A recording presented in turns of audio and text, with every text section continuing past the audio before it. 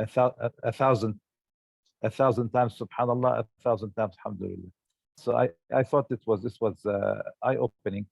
It was important. It was an upgrade of our understanding of dhikrullah. What I was asking Dr. Safi for resharing the post, or we should together, maybe collectively, come up with good examples of practical ways of dhikrullah, so we can teach the community to become, the real meaning of taqwallah is to keep Allah in your mind and heart all day, all night, in every decision you made. And I gave the example of قول الله عز وجل كلا لنسفعا بالناصية ناصية كاذبة خاطئة. And my cousin, Dr. Muhammad Jamil Habbal, who's an internist and an activist in terms of Ijaz al-Quran, he wrote an article about how the frontal lobe here in the brain is responsible for every decision, mainly lying. It comes from here. So Allah subhanahu wa ta'ala tells us on the day of judgment, Yawm al-Qiyamah, the mujrimeen will be basically dragged over the hellfire because of what they did up here. So my question is, can we have more examples? Can we have more discussion about how we do actual dhikrullah? Practical dhikr. Yes, what we do now is dhikrullah. Yeah. This is one practical example. You sit down with your brothers and talk about matters of importance for Muslims to change. That's one way. That's one way. Yeah, that's dhikrullah. Alhamdulillah. Bismillah, alhamdulillah, salatu wassalamu ala rasulullah. And what applies to dhikr applies to almost everything in Islam, which means that everything in Islam has an essence, a ruh, and has a form or shakl or appearance. Prayers, the appearance is the ruku' and sujood. The ruh is the khushu'. Fasting, the form of fasting or the mechanics of fasting is to abstain from eating and drinking. The essence of fasting is self-restraint and taqwa and etc. Dhikr is the same thing. Dhikr is, the essence of dhikr is what? The essence of dhikr is the presence of Allah subhanahu wa ta'ala in your mind and your heart, as you said. And the expression of your feeling towards Allah subhanahu wa ta'ala. So the feeling must be there, and you are expressing them. Even when you say subhanallah, even the traditional forms of dhikr are not meant to count how many, it's like count how many pages of Quran you read or how many verse. There are feelings that you are expressing them that way. It's you are really feeling that Allah has given you so much that you are indebted to Allah, so you say alhamdulillah or shukrulillah. Praising, you are revering Allah subhanahu wa ta'ala and his greatness, you say subhanallah. So they should come out of naturally or organic, not just counting so that they can say 100 times or 100 or 1,000 times, etc. And dhikr are also a tool. It's like fasting and body movement in salah, they are tools. They are not the purpose, they are the tools. Yes. Dhikr is a tool to strengthen your relationship with Allah subhanahu wa ta'ala, to express those feelings. Now we detached the act from its purpose, so it became a goal in itself. I just making dhikr. It's like we detached salah from its purpose, so it became obsolete. We detached Quran from its purpose, so we start focusing on how many pages and how many juz'ah I'm reading and how fast I'm finishing Quran. So dhikr is meant to keep that presence, that connection with Allah subhanahu wa ta'ala, so that you are always, or at least most of the time, connected to Allah subhanahu wa ta'ala. To do what? Connected so that you can always feel the presence of Allah subhanahu wa ta'ala and the fact that he's watching you. And therefore, you should try your best to do what he expects you to do in that situation and in that context. That's what it is meant. So there was a purpose. There is a dhikr has a purpose to keep that connection with Allah, strengthen it, express your relationship and your feelings, and then also so that you can always, in any context you find yourself, in any situation, whether you're dealing, you're paying, you're buying, you're selling, you're working, you're driving, wherever you are, you remember that Allah is watching over you, and therefore you do your best. You meet the expectation. You do that particular part to the best of your ability, whether you are fulfilling the role of a spouse, or the role of a parent, or at work, or a neighbor, or a citizen, or driving, wherever you are, the presence of Allah in your life, and that's the purpose of dhikr, to keep that presence, should lead you to ask the question, what is it that Allah subhanahu wa ta'ala expect me to do now? And you do it, and when you do that, it becomes an act of worship. You're driving, Allah subhanahu wa ta'ala wants you to respect the law, to respect the signs, and to drive defensively. If you do it with that intention, that becomes an act of worship. And Islam. Islam. Yeah. You are at work. Allah subhanahu wa ta'ala expects you to perfect your job, whether the boss is here or not, whether it's required or not, you're just gonna do it, even if nobody is around. You're gonna perfect your work. That becomes an act of worship, etc. Spending time, quality time with family, that becomes an act of worship. You're exercising. You're doing it because this body is in trust from Allah subhanahu wa ta'ala, and you are required to keep in good shape. One, because it is trust and amana, and two, because it is your vehicle to fulfill your mission. And if that vehicle becomes in bad shape, then what are you going to do? How are you going to fulfill the mission? You're going to be needing help rather than contributing to the community and to the society. You become a liability. You become a burden. So that's the meaning. Now, but as usual, unfortunately, we excelled in making things very superficial. Why? Because we detach them from their purpose, and we focus on the mechanics rather than on the essence. So now people are praying, but prayer is not producing any effect. People are fasting, but fasting is not producing effect. People are reading Quran, but it's not producing. Why? Because it is no longer attached to its purpose, and it is no longer attached to its essence, the ruh. So there is an essence, and there is a purpose. All these acts of worship were meant to strengthen that individual who is a mission driven. There is somebody who is on a mission, and that mission is very demanding. So it requires the dhikr, it requires the salah, it requires the fasting. You need that fuel, that spiritual energy, so that you can keep going, because that mission is very demanding. You're going to be subject to rejection. You're going to be subject to harassment. You're going to be subject to people who will be making fun of you, like Rasul Sallallahu Alaihi Wasallam. And all of this requires strength, requires power. That's why Luqman, when he was talking to his son, and say, Ya bunayya aqim as-salata wa'mur bil ma'rufi wanha 'anil munkar wasbir 'ala ma asabak. The moment you are going to do this, to fulfill this mission, you're going to need a lot of patience and a lot of energy and a lot of strength. Where is it going to come from? It has only two sources. The first source is from Allah subhanahu wa ta'ala, from those worship acts. And the second source is from the community and the unity and the support system. And that's what we lost. When we abandoned that mission, all of this became unnecessary. That's why nowadays people feel that I can be Muslim by myself. Why? Because I'm not on a mission. I have a checklist of things to do and to avoid, and I'm doing them. And I don't need even a community. I don't need leadership. I don't need unity. I don't need anything. I'm doing salah, I'm doing my fasting, I'm doing this, and I'm abstaining from these, and I'm fine.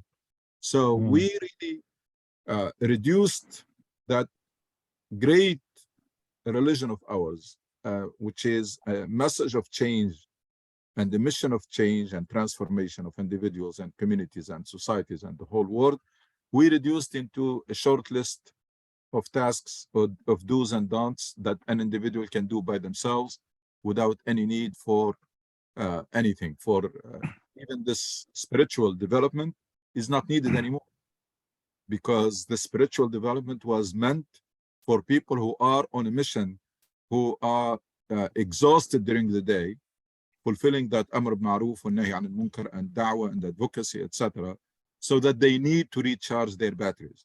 But if you are not spending that energy, so why do you need this recharging? And that's why nowadays people, a lot of people, they're performing the rituals, but they're doing them, first of all, in a way that is very obsolete.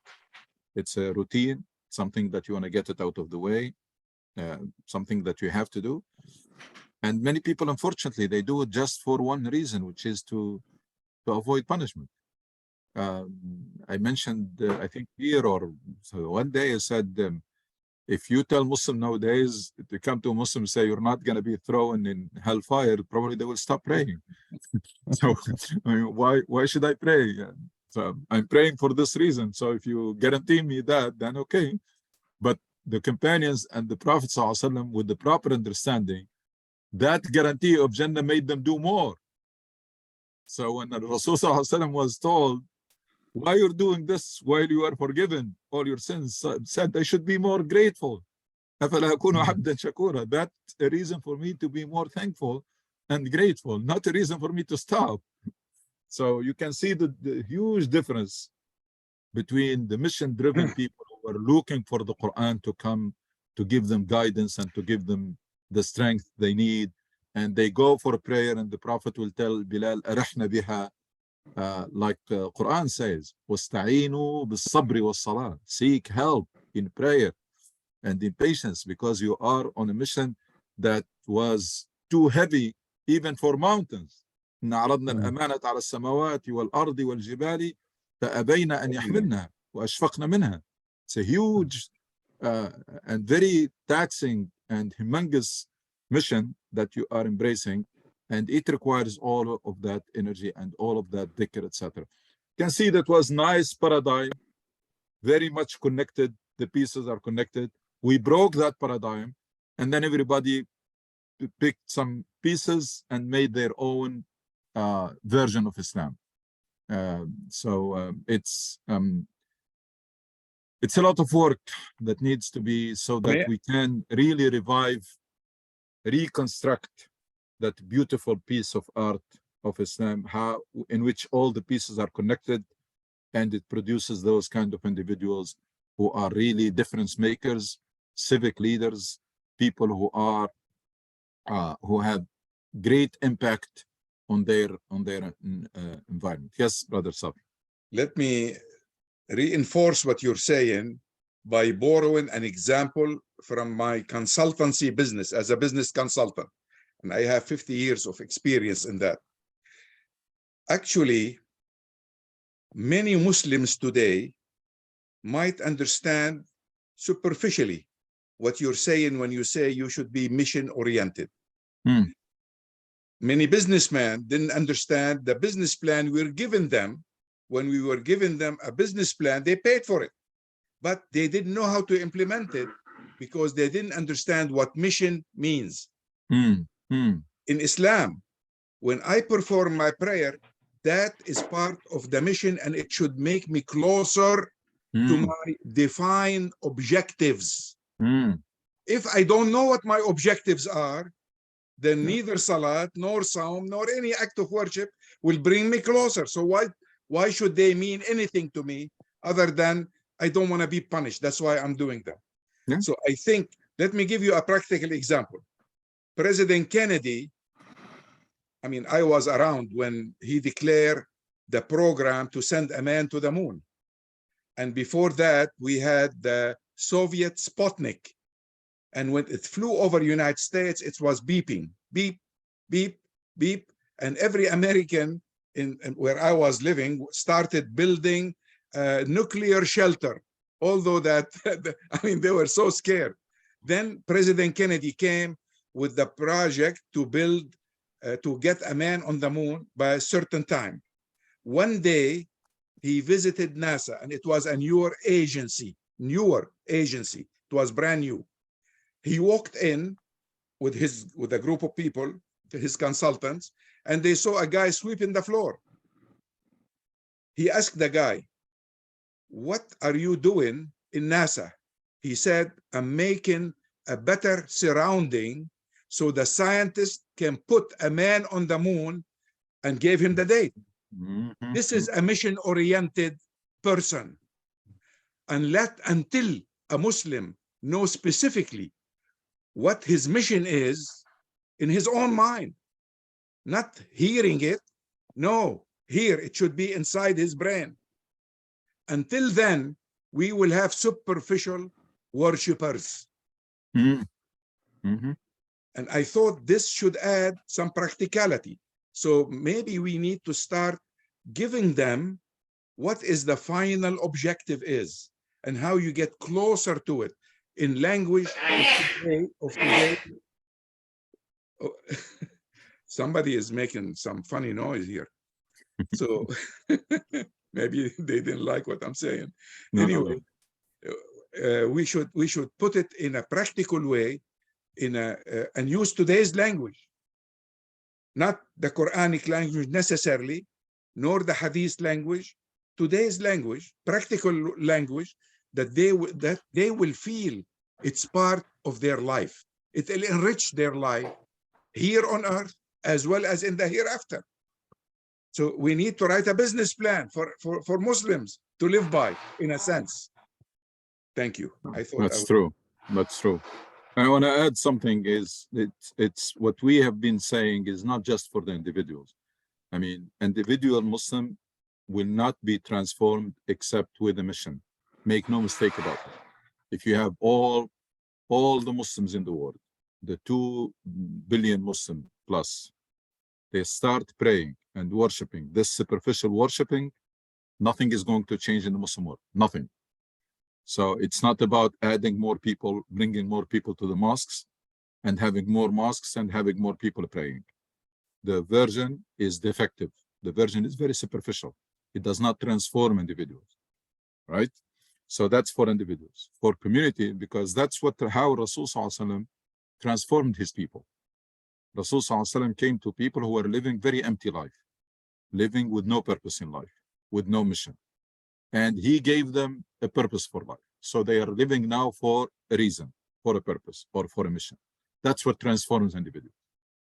That's what you see it even in everybody. Everybody who has succeeded in this life, if you read their biography, you find that they had a dream. They had a dream that kept them going. That applies to athletes, applies to business people who succeeded, applies to students who succeeded in school. Everybody, every successful person was driven either by a mission or a cause, qadiyya, or a dream. That's what makes an individual push their limits, push themselves, and don't become stagnant, and don't become just status quo, living the status quo. Like their day, it's like yesterday, and tomorrow is like today, and every life is very stagnant.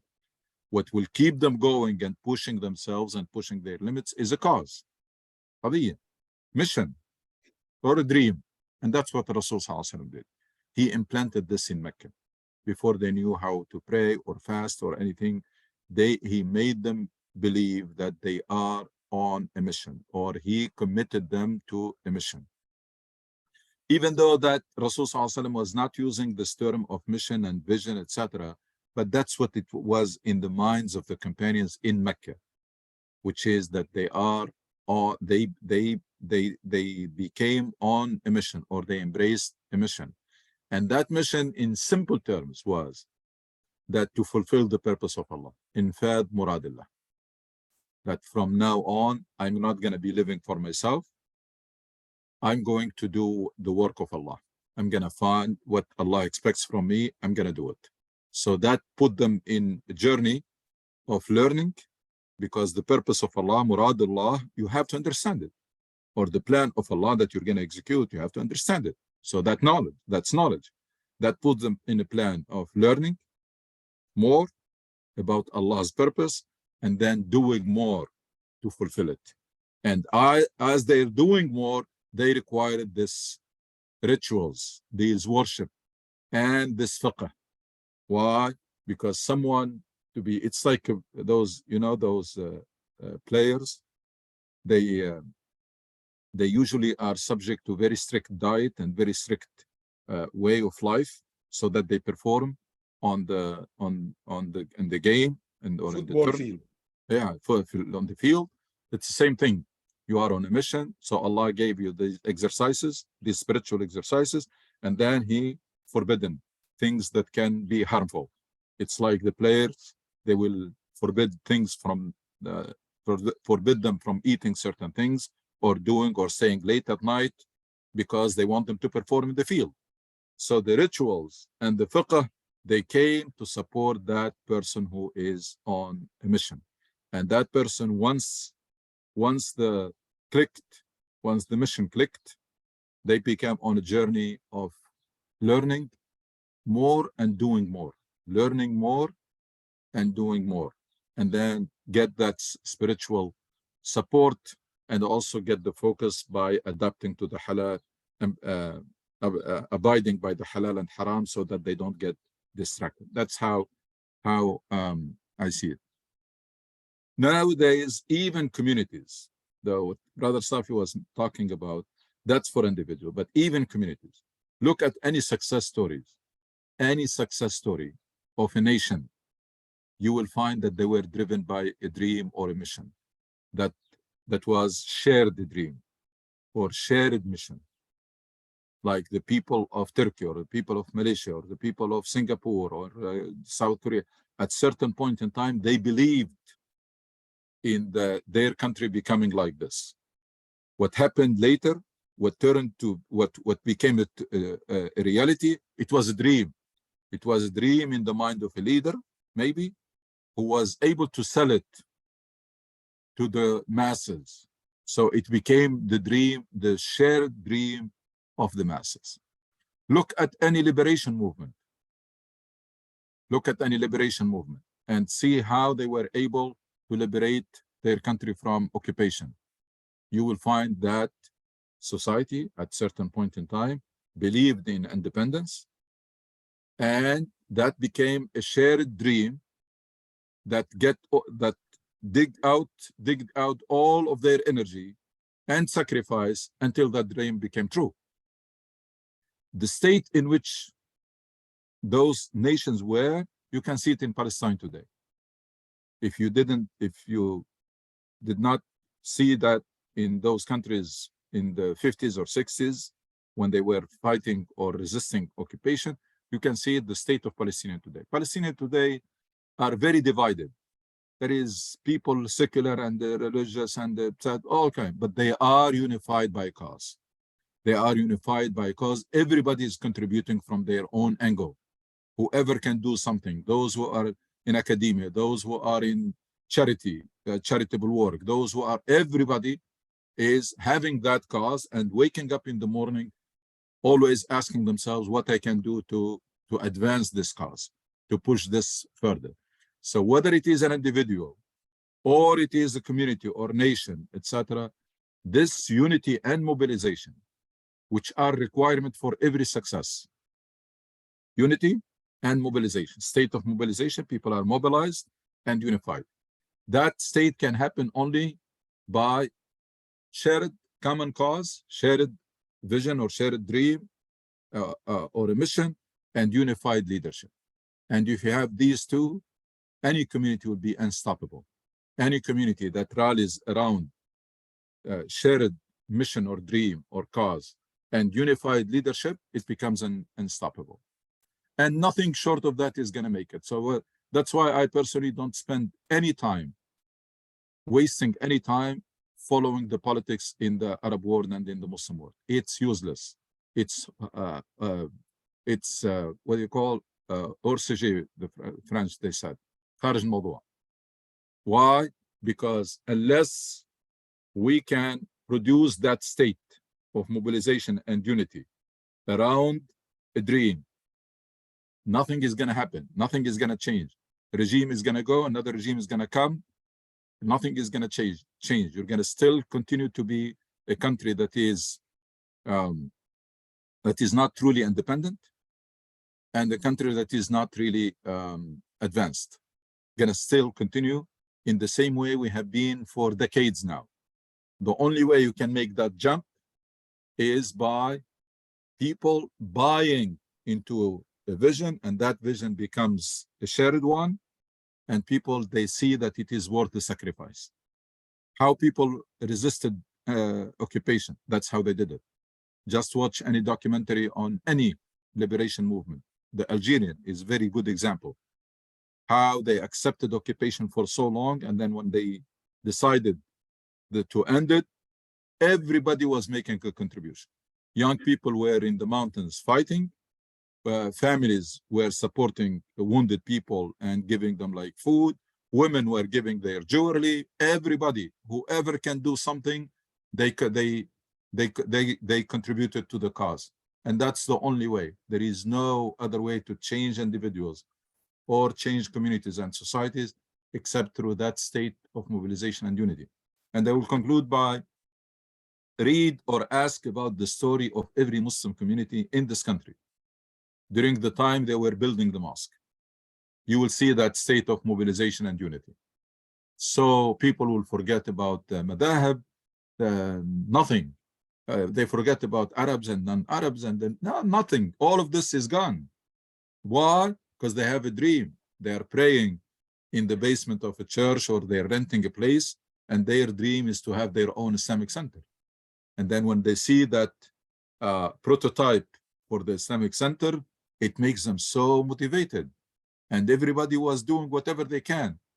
But subhanAllah, because there was no leadership in place to push the bar higher, the moment they got their mosque, stagnation, and with stagnation, all the problems. Suddenly they discovered that some of them are Sunni and some of them are Shia. Suddenly they discovered that some of them are Shafi and some of them are Hanafi. Every differences, all the differences came up. And so why? Because there was a dream, and the dream, unfortunately, rather than to be a milestone, because if there was true leadership in place, they will make that mosque a milestone. That's not the end of the road. Yes, we achieved, we're going to celebrate, let's have a grand opening, etc. But then we need to keep mobilized because we still have a long way to go. The mosque is just the base for us from which we're going to go out and try to positively impact the society. Nobody was there to say this. That's why the mosque became a goal in itself. Now we have a mosque, then we can relax our efforts. SubhanAllah. You have a question, Brother Muhammad? You both are called Muhammad. I think Brother Habal, please go ahead. I meant the other After Muhammad.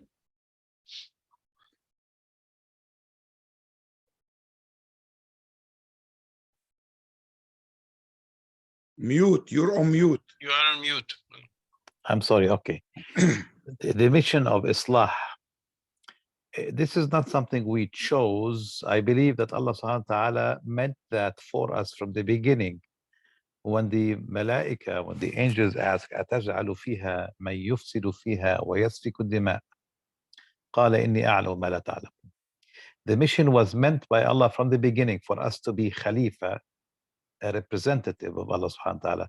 And I asked that in the sermon on Friday. I mean, was the mission for us to make ifsad or islah? Of course, the angels said, you know, we expect them to make ifsad, destruction in the land. Allah says, no, I know better. You know, I will give them the mission of islah. And I believe that this is the actual amana. The actual amana is to represent Allah subhanahu wa ta'ala, our creator, our Lord, represent him in doing islah in the land as we have accepted it in the world of spirit. Because Allah subhanahu wa ta'ala says, إِنَّ عَرَضَ الْأَمَانَةَ عَلَى السَّمَاوَاتِ وَالْأَرْضِ وَالْجِبَالِ فَأَبَيْنَ أَن يَحْمِلْنَهَا وَحَمَلَهَا الْإِنسَانُ. We have accepted it long before we were born to take that mission that Allah subhanahu wa ta'ala wanted us to take. And on the other side, he gave us blessings. One of the greatest blessings is the freedom of choice, freedom of religion. Allah subhanahu wa ta'ala has empowered us so much, which He had not given this to any of His creation. He has empowered us so much and favored us so much. كرمنا بني آدم حملناهم في البر والبحر. He has empowered us and favored us because we have accepted this mission of Islah from the beginning. Now, I think when we get involved in daily activities and earning money and spending money and blah, blah, blah, we forget the original purpose of our existence, actually. The original purpose of our existence is Islah, which is the mission Allah subhanahu wa ta'ala has given to us and we have accepted even before we were born. I think if we can understand that, then people will start opening their eyes. Why am I here? What is my purpose? Is it to wake up every morning and eat and drink and sleep and rest and make more money and spend more money? No, that's not your mission. Your mission is the one given to you by Allah from the beginning, Islah. Then we have to concentrate on teaching ourselves and teaching others what is Islah. And I think this is what we are doing today, right? Yes.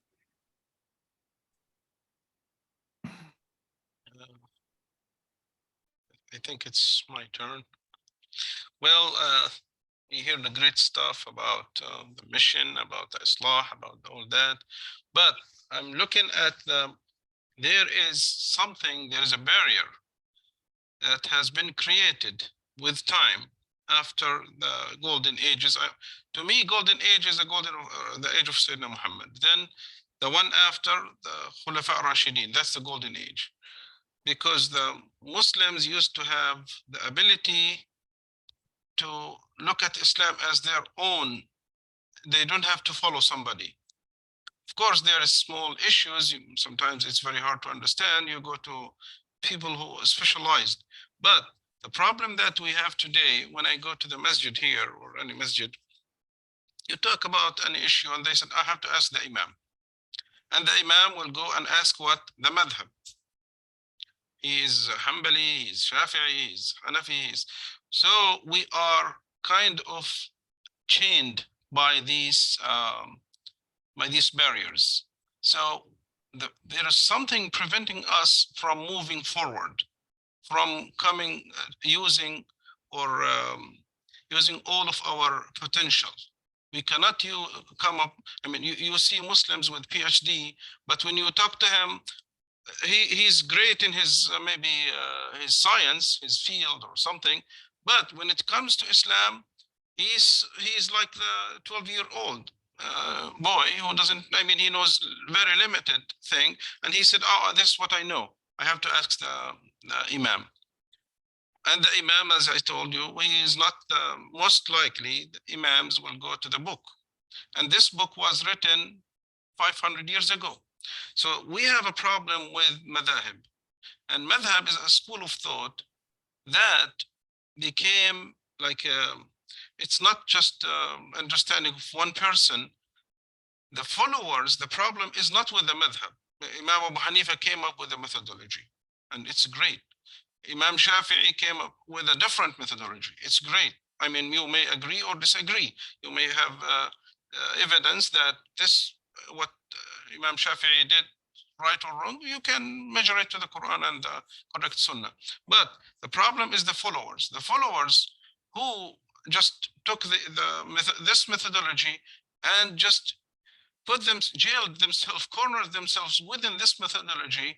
They cannot think out of this methodology. But the problem, life is changing.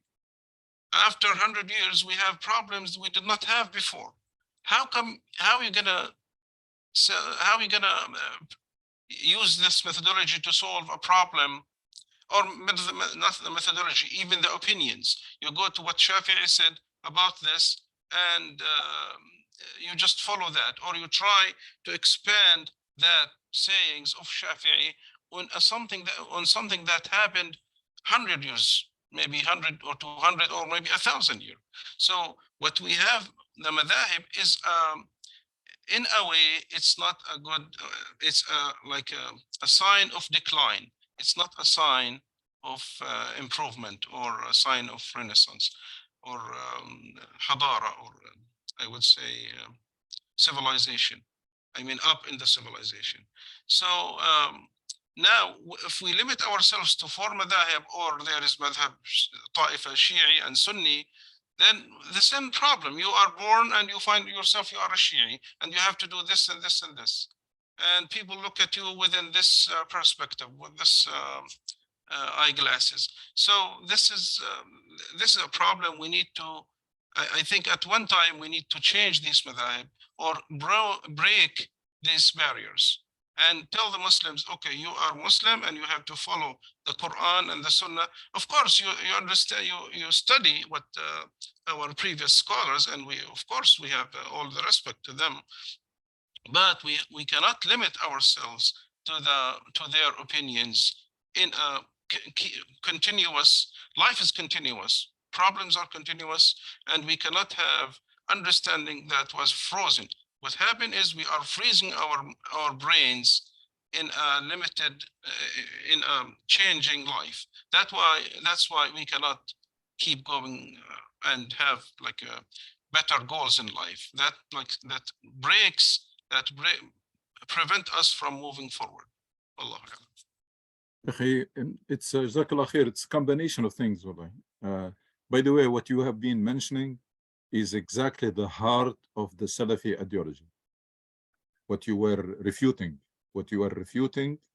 and opposing is the heart of the Salafi ideology is that the generations before are better, and therefore we don't need to do ijtihad, we need to follow them. Because the generations, they were declining. Every generation is worse than the before, and of course ours is the worst because we are the latest. So far. Yeah. And more years will be better. And the one coming that's going to be even worse. Will be worse. The whole idea is a very bad idea. When you come and say that Muslims are in a state of decline in terms of quality of individuals and their ability to understand Islam, it's declining with ages, and therefore the Khalaf have to follow the Salaf. The later have to follow the former because they are better and they have better understanding of Islam. That's the heart of the Salafi ideology. And the Salafi ideology is so widespread. Even among non-practicing Muslims, they believe in this. Even non-practicing Muslim, if you come and give your reflection about Quran, they will tell you who you are. Just go and read the tafsir from before. Even non-practicing. So the majority of people, majority of Muslims are Salafi without themselves knowing. Without knowing they are Salafi. Because Salafi is not that I'm belonging to a group that calls itself Salafi. No, Salafi, it's mindset that you say that we need to rely on madahib and rely on the ijtihad before, and we should not do anything new. That's Salafi. Once you do that, that's the roots of the Salafi ideology, and that's what is killing us. We are really paralyzed with the few misconceptions that have to be clear. This is one of them. The second is the relationship between the text and the intellect. Nas wal aql. That's a very bad, there is a so widespread idea, again, among Muslims, the ones who know they are Salafi and the ones who they don't know. The widespread idea that this has no room in Islam. This has to be frozen. You just have to read and follow, and don't use your brain, which runs totally against the teachings of Islam. Taqleed. Yeah, the teaching of Islam. I mean, Quran is full of verses that encourage us to think and condemn those who follow their ancestors. إن وجدنا آباءنا على أمة وإن على آثارهم. قال أولو جئتكم بأهدى مما وجدتم عليه آباءكم. How about if bring something better than what you have? قالوا إن بما أرسلتم به كافرون. That's it. We're not going to accept anything new. Yani Quran time and again condemn and denounce this idea that I'm not going to add or change anything from what I found my parents, my ancestors are doing. That's very bad. And the Rasul ﷺ made it clear that if you don't improve from one day to another, you are a loser. من استوى يومه فهو مغبون. Because as long as you are living, you are supposed to be learning and improving and thinking. And this is the most precious thing that Allah has given us. Yes. And you want me to freeze it? So what's the difference between you and other creatures? If you freeze your brain, there is no more difference. There is no more difference between the human being, karramna bani Adam, with this, with the ability to think and distinguish between right and wrong, and the will to choose. The intellect to think and the will to choose. That's what distinguishes a human being. And that's what gave us that special status. So this is another thing that need to be fixed from the roots, that the revelation came to enlighten and guide brains, and also to activate them, not to freeze them. Revelation came to get you to enlighten, to enlighten, frozen. Enlighten your brain, your intellect, guided so that you don't waste time. Humanity wasted so much time thinking about God and thinking about life after death, etc. You're not equipped to do that. That's where you need to rely on revelation for ghaib. But that does not apply to shahada, does not apply to things in this universe. So the revelation came to guide so that you focus on what you are equipped to do, to encourage you to use your brain to enlighten, because as you all know, almost every scientific discovery can be used in a constructive way or destructive way. True. And revelation came to make it constructive, to forbid that you use like the nuclear discovery you used for diagnosis and for treatment, but don't use it for destruction. So that's the revelation, to guide the thinking process, etc., not to cancel it, not a substitution, not to freeze it. And I heard it time and again. There are people who keep saying this even in our mosques here. They say if Islam comes with an intellect, then when you make wudu, you should make masah at the bottom of your feet, not on the top. But we're doing it on the top, which means that we should not use logic. We should just rely on They things. have their brains in their feet. In their feet. So that's another thing. Another thing that is taboo, by the way. And unfortunately, even many scholars, they don't want to touch, which is ijtihad within text. People took it for granted, the word lijtihad ma'an nas, that if there is a text, Quran or Hadith, then we cannot make ijtihad. That's not true. That's not true. We have Umar ibn Khattab made ijtihad in things that are clear cut texts. So when only recently, very recently, we start having some mainstream scholar who will say that if the text and the maslah or the maqasid, the purpose of Islam, the ultimate purpose of Islam, they contradict, then we should give priority to the maslaha or to the maqasid, not stick to the text if it does not achieve its purpose.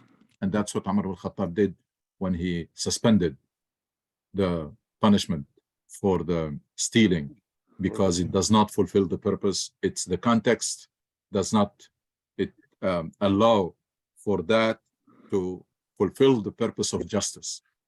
The purpose of justice was higher. That's what made Umar al-Khattab change the rules of distributing the spoils of war, even though there is a clear text and there was clear practice of the Prophet, who died only a few years ago. At that time, there was clear practice of the Prophet, and there is a clear text that tells you how you distribute the spoils of war. And he said, I'm not going to do that.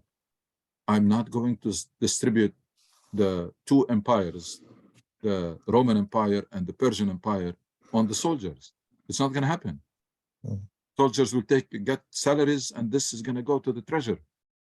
There is someone who understood the essence of Islam, that there is ijtihad even in things when there is a text. Now, it should not be taken lightly. It should not be abused. You should not just throw text or take them lightly, but you cannot say that there is no ijtihad with text. You can't. Now, للذكر مثل حظ الأنثيين, for example, والسارق والسرقة فاقطعوا أيديهما. Are we supposed not to even come close or think about this? Why? Why? Remember, Quran was doing two things at the same time. Quran was stating principles and were solving and dealing with the reality of Mecca and Medina at that time. So verses came to do both purposes, right? So we have to understand, for example, this idea of a jail at that time is unthinkable. It's unthinkable to build a jail. People were really struggling to eat, to find something to eat. They're going to build a jail and put people there and then And feed them. It's not going to happen. There is no, I mean, I'm not saying to take easily this ijtihad, but right. Nowadays, there are statistics in some countries like Egypt. A large percentage of family are supported by women. I think it's 50 or 60%. That woman is the one who's taking care of the family. So things have changed. Should we revisit this? I'm saying yes. I'm not saying change it. I'm saying rethink it. Do like what Umar ibn Khattab did and think whether the context, it's still, because at that time, women had no obligation whatsoever. None. So whatever money they take, it's theirs. Actually, even this, the Dhakar Mithlu Hadd al-Unthayayn, that for man is 2 shares and woman was 1 share, was very favorable for women. Very good. You take 1 share and you have no obligation. You have no responsibility whatsoever. It's all yours. And the other guy, he takes 2 shares, but he has to take care of everything. So that's not the case anymore. Should we rethink about this? If we have really real scholar think tanks of people who are authentic, not people who take the text lightly, people who go deep and find the roots of these verses and why they were prescribed, and then ijtihad. Because once you say there is no ijtihad, if there is a text, then the ijtihad will stop. That will go hand in hand with the Salafi ideology, because Salafi ideology starts with no ijtihad in text, and all other ijtihad are already made, so we don't need to do ijtihad anymore. So it's a chain. You start by saying no ijtihad in hadith or no Quran, no ijtihad whatsoever. Right.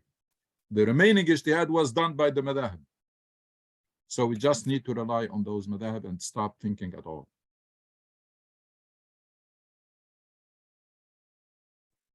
Assalamu alaikum. Mr. Suhail, I have a question about what you just mentioned. And in a way, you partially answered my question, but I would like to hear more. How do we safeguard against shatat or overdoing it or going over the limits? How do we make sure that people don't take advantage of this? You said think tanks and people who with knowledge who know the proper way to do this ijtihad. But in a way also, the reason behind my question is I want to manage the risk. There is risk. How do we handle it? Because obviously, if people adopt this methodology or thinking, then we will have those problems where and we see it right now. Some people took the liberty and started saying, okay, they started going beyond the allowed or acceptable boundaries, having mixed salah, for example, having a woman lead prayer, or opening the door to the areas that we know that we're not going to accept. I think you got my point. It's a very, very good question. Very good question.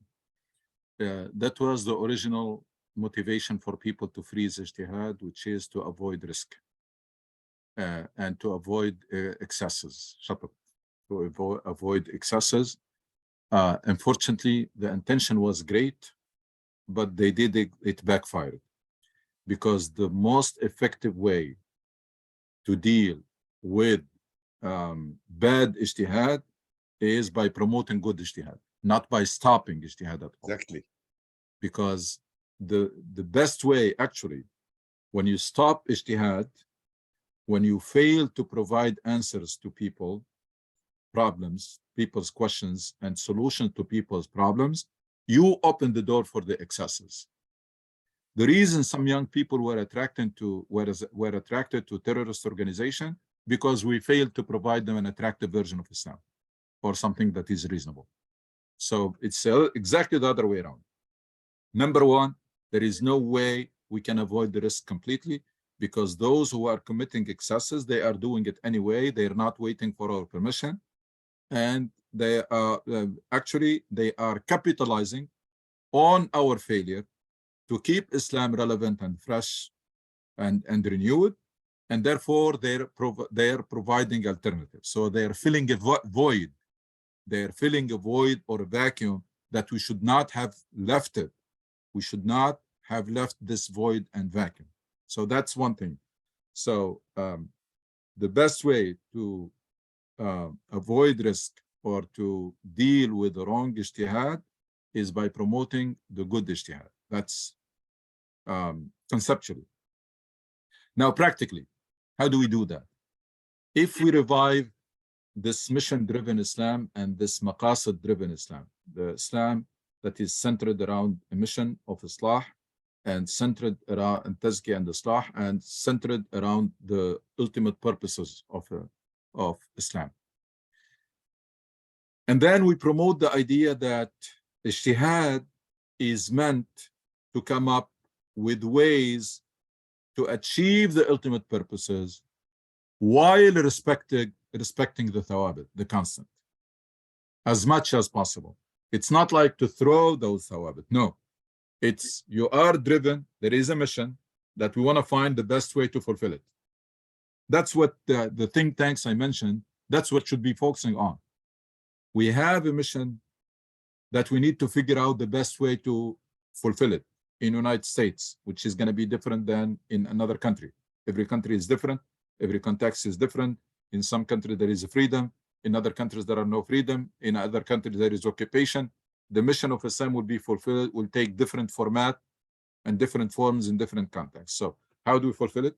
How do we achieve the maqasid or the ultimate purposes of Islam while respecting the thawabit? Now, the thawabit, they are of two kinds.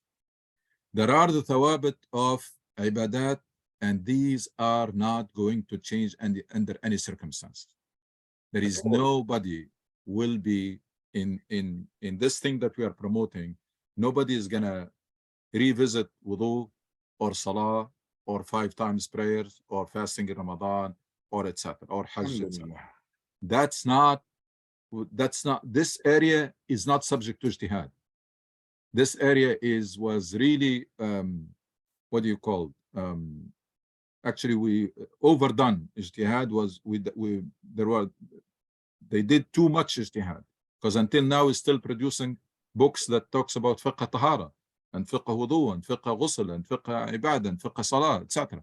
It's done deal. That's it. This is well established. We're not talking about that. We're talking about the social aspect. Actually, it's not the aqidah. It's not the ibadat. It's not also the essential akhlaq. It's mu'amalat. Al-mu'amalat. Even in the mu'amalat, there are some essential akhlaq. Nobody's going to make ijtihad and say, you know what, I think we're going to make lying halal. Good. No. Or cheating. These things are well established, even before Prophet Muhammad ﷺ, throughout all the prophets. So what we're talking about ijtihad on how best we can fulfill our mission and achieve the ultimate purposes of Islam. That's the main question for ijtihad. That will not prevent or deter anybody who want to do excesses. They want to pray mixed. They want to have women lead prayers. You have no control over this. That's going to happen, and it's going to continue to happen. And we have no business with that. Our job is focusing on, first of all, bringing the paradigm back that this is essentially, Islam is essentially a mission with purposes. And our job is on earth is to figure out, to understand that mission fully, and understand and figure out the best ways to fulfill it and achieve those purposes. That's our goal. And all the ijtihad needs to be focusing on this. All And ijtihad, unless we sit down and do a strategy plan, like what we do for every business that hire us for success, we need a strategy plan. What is the vision? We need to write it down. What is the mission? What are the objectives? What are the goals? That's true. What is the time? What is the time limit for each one? How can we measure the success of the plan implementation? Once we have that plan, then this is will be the nucleus, the heart of a movement that will spread all over the Muslim world, because it will have a live model that it can follow. I am submitting, unless we write down these issues that we think about together and define together, and the purpose is always for the better of the human being, to be the best people Allah created for the best mission, which is how to serve others. Unless we write all that down, Muslim will continue to be on automatic pilot. They get up in the morning, they do whatever they do every day, and the end of the day is done, they go to sleep. No grand strategy, no hope, no dreams. We need to write it down and spread it widely. This is, at least that's what I understand our job to be, as a leading group that is thinking about this and have the ability to sit down and do it.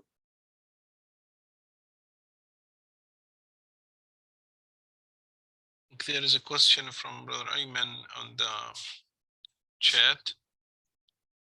He has an example here. Can you see it? Assalamu alaikum. Alaikum assalam wa rahmatullah. Please go ahead. Yeah, we're talking about, oh, this is great, alhamdulillah.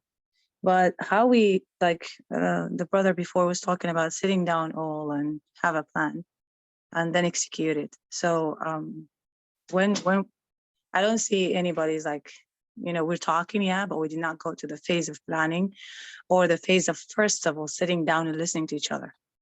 The problem is with us as a community, Muslim community, is we never listen to each other. I noticed that. People listen to people who they know, or we still have this, you know, racism, we still have this bias and bigot. We are suffering from it, from other people toward us, but we have it between us, yeah? And we're not fair to each other. We're not listening to each other with non-bias, ear. Saying all that, I tried to reach you, Dr. Ghannouchi, because I want to talk to you about, I volunteer at Shirley Gate as well during Ramadan. And one thing I noticed that, and I heard, and it's really hurt me, and that's why I was trying to reach you about, that they don't want children in the masjid, okay? Children is trouble. Children is, they're creating chaos. With the thing that I want you to put in mind, that I volunteered for over 8 years to take care of kids. I didn't ask for money or anything. I just asked them to leave me alone do it. I'm a behavioral therapist. I know what I'm doing, and I have volunteers who knows what they're doing. But unfortunately, people who lead the masajid, they have certain people who they listen to. They gossip and they talk. The imams, they don't investigate. The people who run the masjid, they don't investigate. It's really hurt me that I'm the one who run the program, took the permission.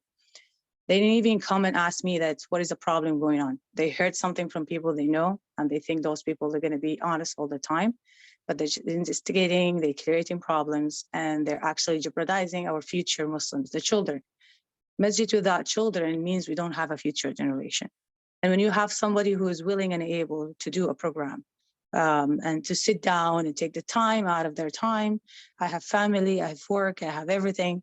And I said, I take time out in Ramadan to do that. And then people, because of they're ignorant, because they have authority, they don't understand what this authority is. They just take it upon the time that's to ban us from using the basement because they heard some people talking about things happen, and those people, they didn't even go downstairs to see what happened, even though they know I'm running the program. So things like that, like when that gonna start? Like, we have to fix those issues. First of all, we have to follow the Islamic way of listening to each other, investigating each other. If we don't listen to each other and know what is going إن جاء يا أيها الذين آمنوا إن جاءكم فاسق بنبأ فتبينوا عسى أن تصيبوا قوما بجهالة فتصبحوا على ما فعلتم نادمين. Like, we don't follow, unfortunately, the simple Islamic rules, and I saw that with many Muslim organizations, not only the Masajid. I volunteer in many things. I'm an advocate for many things, for domestic violence, for culture bias in the court, for all this stuff. I see the problem within ourselves. We don't want to open up.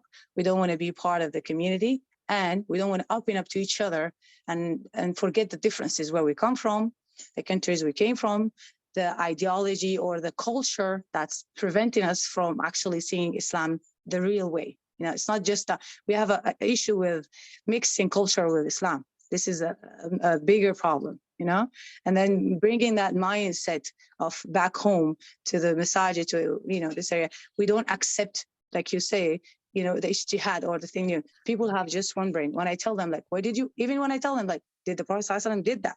Even the Prophet, the time of the Prophet, that did not happen. So the only thing that they follow culture, they don't follow even the teachings of the Prophet ﷺ. So, that's being said, I don't know what to do, because I'm trying my best. I fight, I make sure everybody hear my voice. But I don't think nobody hear us, even though I have the education, I have the capability. I've been a trusted person who volunteered at the masjid. It's still nobody hear me. They hear certain people who are old, who come to the masjid, I don't know not why, to gossip, to spread lies, and then to just kick the kids. Their mission is to kick the kids out of the masjid, knowing that the kids are the one who helped me clean the masjid. They want to take advantage of them, clean the masjid, but they don't want them have programs and love the masjid and coming back to the masjid for the sake of Allah or whatever. I'm just angry. I'm sorry if I said anything. Forgive me. Jazakumullah khair. It's very unfortunate. Jazakallah khair. It's a very unfortunate that we are still managing mosques this way. I mean, the mosque for Muslims who are living in a non-Muslim societies should be managed essentially as a community center with a prayer hall, not as a masjid. It's not a masjid. It's a community center. And there is a place in it for prayers. And that community center should accept and respect everybody who comes, as long they respect minimum in terms of the dress code and etc. So they don't even have to be religious. They don't have to be practicing, whether families or children or etc. So it should be very inclusive, and there should be a program, and they should be very happy for someone who volunteered to do a program for children, because it solves the dilemma. Now, we want children to come to the mosque, but we cannot ask children to stay for a whole Taraweeh praying. It's unfair. It's unfair to ask a child to concentrate for a lecture of 1 hour and sit quiet, because these kids, they have energy and they don't understand what is being said. So what's the point? No, we bring your child with you in the mosque and have total control. It cannot happen. So what you're saying, basically, don't bring your child. Now, when you find somebody who solved this problem for you, and the facility is there, and they say, okay, we can take those children and run parallel program for them, maybe very light prayer, very light Taraweeh. I have seen in some youth centers I think in Dallas and in some other areas where they have Taraweeh for children, but very light version, very short, etc. And then the short talk that is suitable for them, not for the adults or grown up, etc. So it's a great opportunity. They should jump on it. Now, does it come with a risk? Of course it comes with a risk. Everything comes with a risk in life. If you don't want to make any risk or make no mistake, don't do nothing. That's what the saying goes. Say, show me somebody who did not make any mistake. I will show you somebody who did nothing. So when you bring those children, of course, there will be mistakes. There will be sometimes behavior that is not acceptable. There will be sometimes things that probably would be in the facility will be damaged or abused, etc. But as long as it is a manageable risk, it's not a crime. It's a calculated risk that we know that it's going to happen, but the benefits outweighs the risk. The benefits of keeping those children and those family attached to the mosque, because the other alternative, you push them away, then you are pushing them to melt in the society completely and to abandon their religion. That's what you're doing. You're doing some grave sin, which is you are cutting whatever weak connection is still that this family and these families and children they have with the Islam. And you're coming just to push them and say, we don't want you.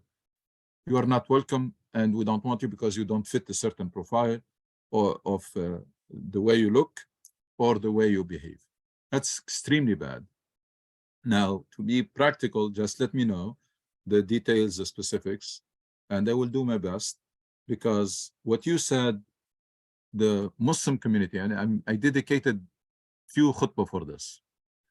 The Muslim community, the prophetic community, had to go through one of the most difficult tests ever, which is when Aisha radiallahu anha was accused of fornication.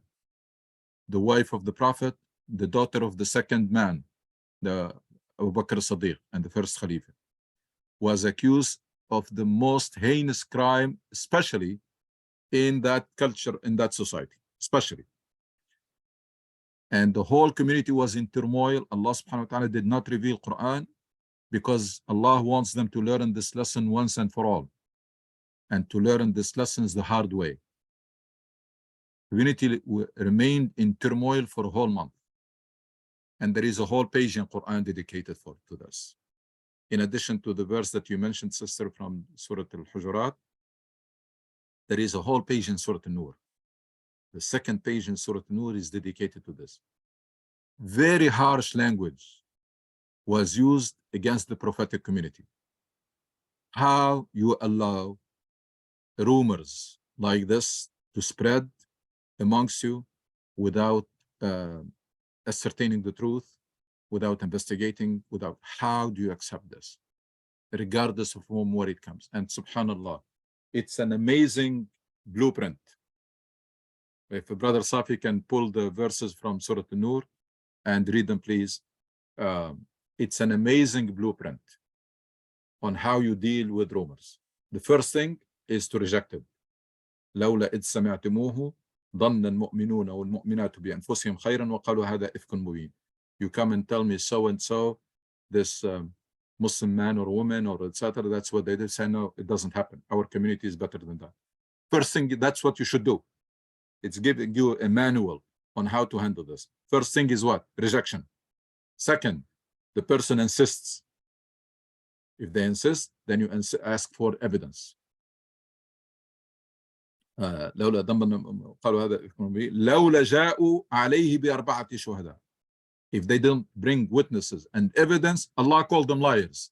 Even if this has happened, if they don't have evidence and witness, they are liars. لولا فإن لم يأتوا بالشهداء فأولئك عند الله هم الكاذبون. They didn't have evidence, they didn't have witnesses, they are liars. And then comes the harsh language that Allah warns them to do this again. لولا ولولا فضل الله عليكم ورحمته في الدنيا والآخرة لمسكم فيما أفضتم فيه عذاب عظيم. You were so close to be punished if it was not for the grace of Allah. And then إذ تلقونه بألسنتكم. You are repeating words that you did not ascertain. It's not even hearsay. No, you are hearing with your tongue. It's very sarcastic, by the way. It's a very sarcastic. إذ تلقونه بألسنتكم وتقولون بأفواهكم ما ليس لكم به علم وتحسبونه هينا وهو عند الله عظيم. You think you take it lightly, that's big in the sight of Allah. يعظكم الله أن تعودوا لمثله أبدا إن كنتم مؤمنين. Allah warns you against coming back to this or doing this again if you are a true believer. Go ahead, Brother Safi.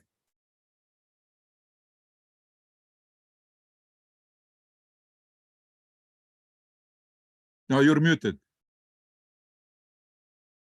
So Safi, you are mute. Unmute. Dr. Safi, unmute. Yeah, Sorry. go ahead. Okay. Now. أعوذ بالله من الشيطان الرجيم بسم الله الرحمن الرحيم سورة أنزلناها وفرضناها. No. The second page. The second page. Okay. الذين جاءوا بالإفك. Yeah, إن الذين جاءوا. Okay. Read it in English. I read it almost in Arabic.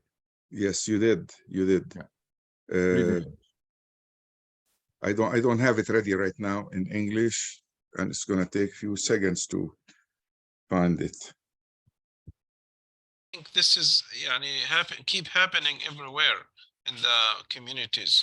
I see people just spreading rumors without going to the basic rule. This is the fatabayyanu. They don't do verification. They just hear it from one side and you just spread the rumors. This is really a great problem in the community. Assalamu alaikum, everyone. I was thinking during when the sister described the issues that were happening and how often these things happen in the mosque. So I was wondering, Dr. Hanushi, if someone can, on a regular basis, at least in Shirley Gates or in other mosques that we go to, they should ask for like regular Friday announcements to remind the people that to basically if there's an issue, investigate, but also the first announcement should be that this mosque is open to everybody. It's inclusive for women and men and children, and to give the importance of having the mosque open to children and programs.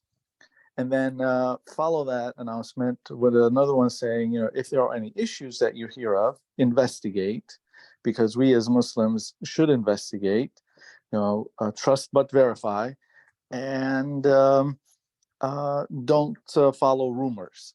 So I think it would be probably good for these announcements, since this has come up in Shirley Gate. I'm sure it comes up in many other mosques for regular announcements to take place during Friday khutbah, to resolve it. We can make announcements, but that if the announcement is not consistent with the practice, then it's embarrassing for whoever is making announcement. The leaders have to, I'm sorry to cut you, but the leaders have to follow the example first. Yeah, because the leader went and talked to Mike. I talk to him. I don't hide anything. I'm an advocate. I'm an advocate for Muslims. I go to court and advocate, and I say the truth. So I talked to him. I said, you don't go talk on the mic for 4 or 5 minutes, slandering people without even knowing the truth. That's not how a leader should do. So leaders should follow the example. He went there and took the mic and talk about things that didn't even happen. Follow just a rumor. So we have, as leaders, all of us, I consider myself as a leader because I lead a lot of things in many masajid. I have to lead by example. Yeah, then the community will follow. Because if those people who came to him spreading the rumors and he said to them, I need to investigate first, and he investigate, they were not going to go back to this again. They're not going to go back to this again. But because they got used to all the time being believed, just because they are there in the masjid forever and they're elderly people, that's mean they're not going to be spreading rumors, but they're the one who's spreading rumors are bringing problems to everyone. So yeah, we have to lead by example. Yeah, it's very important. It's a mindset that needs to change, and it's a leadership problem also, because if we have true leadership in mosques, these things will really, there will be more, because leadership is, it's about decision making, it's about inspiring, it's about empowering people, it's about the best utilization of resources that are available, it's about managing crisis, and not go always for the easy way, which is just accept rumors, cancel activity, cancel this, push this away. These are the easy way, but these are not solutions. These are that's not leadership. If you're gonna go always to save yourself the headache and find the easy way out of anything, that's not leadership. Leadership is about managing differences, is about the best utilization of the resources that are available. It's about keeping this community inspired and empowered and united. It's about fighting those rumors and anything that is destructive, any behavior that is destructive in the community. But unfortunately, we don't. What we have is people who are managing the status quo with a Salafi mentality and with keeping the status quo, keeping the minimum. So anything is going to cause me a headache, I just cancel it. I just push it away. I just avoid it, and etc. That's not. That's not exactly what he told me. That's Yeah. exactly the words he told me. I'm just gonna, I don't want headache. And even though I'm the one who handling the headache, nobody else handling the headache. Nothing headache came to nobody. But it's it's very- actually now more headache because nobody is watching the kids. There is no program to keep them busy. So it's now actually more headache than before. So it's can just- we offer a solution or can't we? Within I- this, is there a solution that we can offer? Yeah. I mean, let me know. I can talk to them. Let me know exactly about the text me or call me about what I is did. exactly I the did. problem. I did. Yeah, text- inshallah. I did text you. I did call you before and text you. I left you a voice message. But inshallah, I go to the masjid every night too. When? 2 days ago. I No, called them. Yeah. I Yeah. didn't see it, but inshallah Yeah. we'll talk inshallah. I think Okay. in Sherligate we can do the different for next year. From now we talk about it. We create a program for youth. I think the leadership right now in Sherligate will allow us to do that, but they don't do it. They want us to bring the solution, and they will work with us to do what we want to do. So let's talk about this, You Sister know. Korea. Now we have Brother Bassem, Dr. Safi, etc. We probably maybe either during Ramadan or after Ramadan, we can meet and discuss these things and come up with true solutions. And I'm sure we can push them through, whether for next Ramadan or for the weekend program that we want to make this masjid family friendly.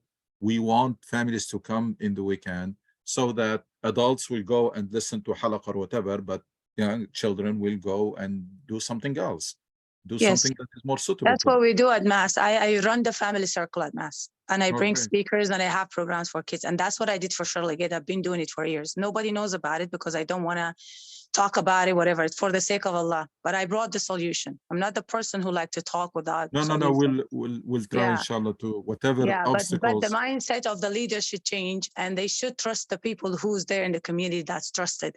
You don't trust people just because you know them. That's muhaba, whatever. You can call it whatever, but that's not who should run things. That's not leadership. So I brought the solution. I brought the volunteers. I do that every year for 7-8 years now in Sherligate. So I should earn that trust. But I feel like, unfortunately, they listen to other people. They don't listen to people. So they have the solution. They have the program that's been done for more than 7-8 years, but they don't want to sit down and listen to it and actually hear that this is like a lot of work is putting on these programs. And, taking my experience as a behavioral therapist, dealing with children with problems, and I take it on my hand. I used to talk to the people who run, and I said to them, don't talk to kids in a harsh way. I go and talk to people who run the security. And I said, if any child have a problem, bring them to me. So I've been doing this But- for years, but they Sister- just shut sister- down. Yeah. Sister, whatever support you need, inshallah, we'll provide it, and whatever obstacles, because this is something great. We cannot afford to lose it. It's a great opportunity to have someone, especially someone with qualification and with the skills and talents and willingness to volunteer and sacrifice their time. We cannot afford to miss this opportunity. So whatever obstacle, inshallah, will help removing it, and whatever support you need, we'll provide it, inshallah. Inshallah. Okay, Brother Muhammad, he raised his hand for a long time. Go ahead, Brother Muhammad. Thank you very much. SubhanAllah, I'm listening to a story that I witnessed in 1979. The mosque and the way the mosques are run. And if you allow me, I'll spend 2 minutes talking about this. We have a problem of participation in the mosques. We run the mosques the way Arab governments run Arab countries, unfortunately. There's no representation. There is no respect to others. If a few people, I don't know what to call them, take charge of everything and dictate this. I hope this changes. I hope this changes. I have been in this country for 45 years. I keep hearing the same thing repeated. We need to change the way we run our mosques, subhanallah. You know, committees, volunteers, participation, elections. We don't do that. We should do that, inshallah. The reason I raised my hand, I want to bring up the I call it a disease, if you will, because What we is it? talk about, I call it a disease in our Disease, culture. yes. Yeah, a Okay. disease.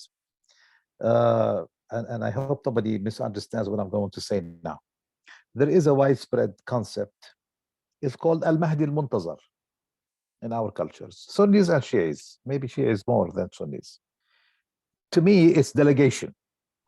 Okay, I want everything to change, but I'm not going to do anything. I'll just wait for someone to come, some chosen person from the depths of darkness, 800, 1,000 years, to come and change everything. This is why I don't have to do anything. All I have to do is pray for him to come quickly so he changes. By the way, I was a kid discussing this with my father, rahmatullah alayh, and he used to say, if Al-Mahdi comes tomorrow, doesn't he need something to work with? Like people already energized, trained, qualified to help him out, fulfill the mission, or is it he come from the darkness with a big sword and a big sweep and change everything?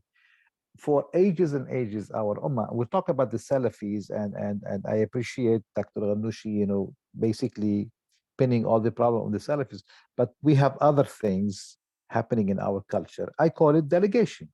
We just want to be lazy, sit back and do nothing and hope for some miracle to come from the seventh heaven. Allah will send someone, call him Al-Mahdi, call him something else, and he will change everything for us. I just think we should touch on that sometimes. We are supposed to do something. We are supposed to take charge. We are supposed to get educated, which is tazkiyah. We are supposed to take action.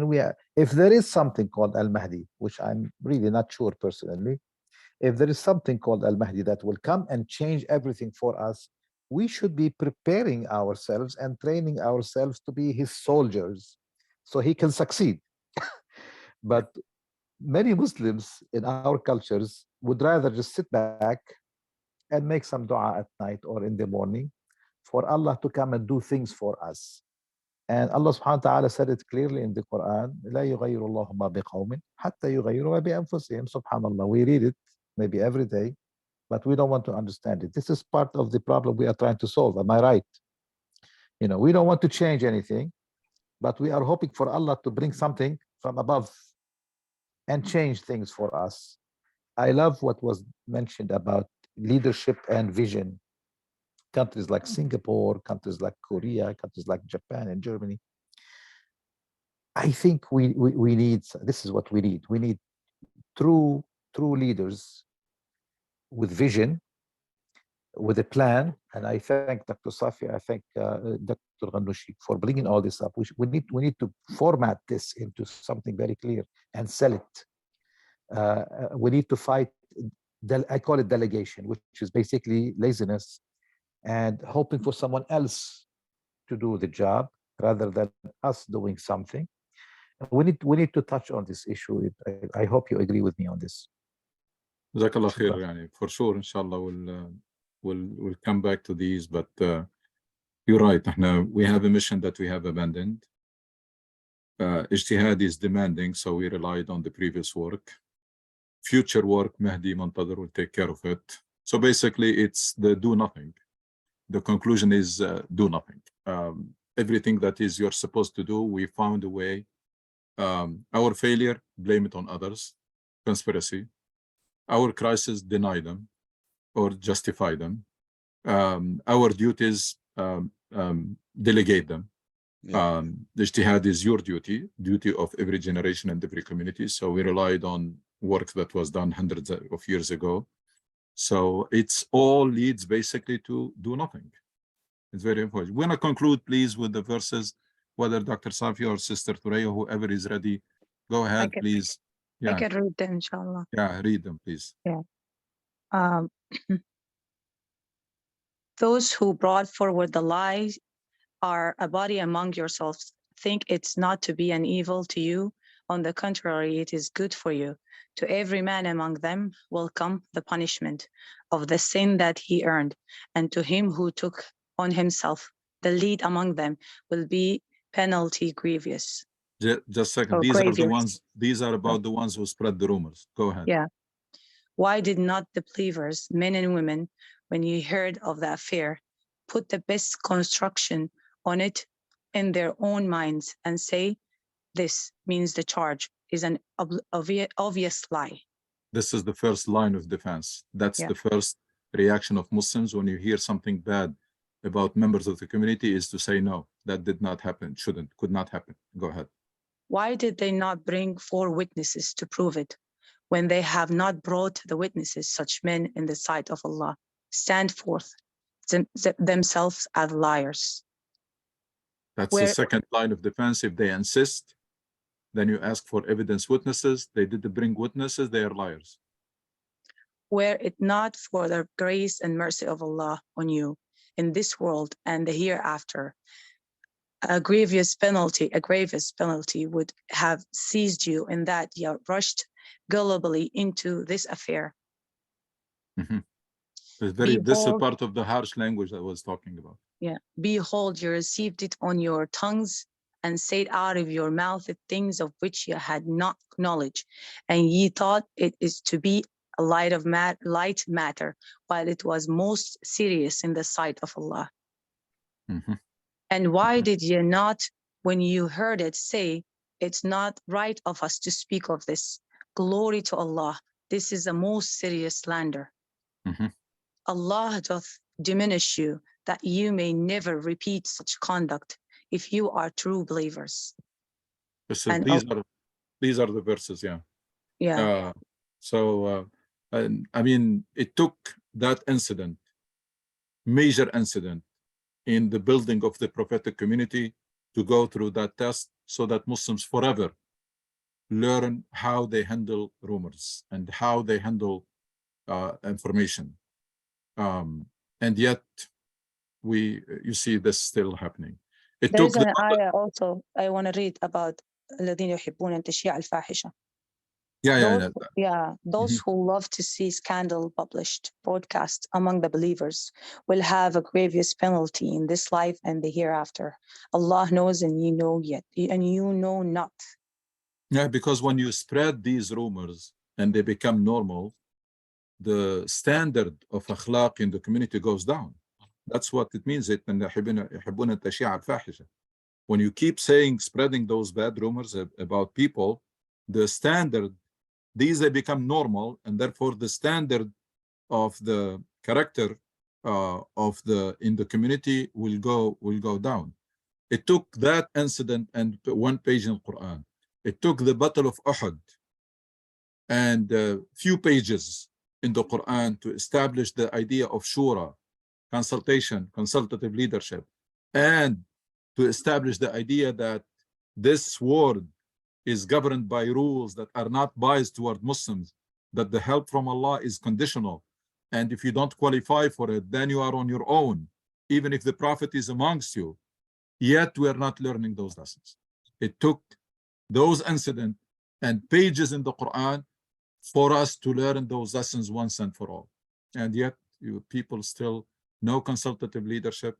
Until now, they are still relying on the daydreaming. Allah will take care of things. Allah does not take care of things that you can do. So Allah will do it for us, inshallah. Justify failure. Quran called it failure, called it musibah, disaster, the Battle of Uhud. He did not sugarcoat it. Quran was very clear. Is telling us to, when you confront reality, call things by name and find out the root causes and forget about blaming it on somebody or justifying it. And again, you see, people are yet to learn those lessons. Jazakallah khair. Can Dr. Safi add a little bit in the translation, because this is your field? I Do you know, have any comment? the time is 1:40, brother Muhammad, and sorry, Dr. Safi, and we can start it next week, inshallah, with it. Ya Allah. Inshallah. Jazakumullah khair. Assalamu alaikum. Jazakumullah khair, everybody. Assalamu alaikum. Salam.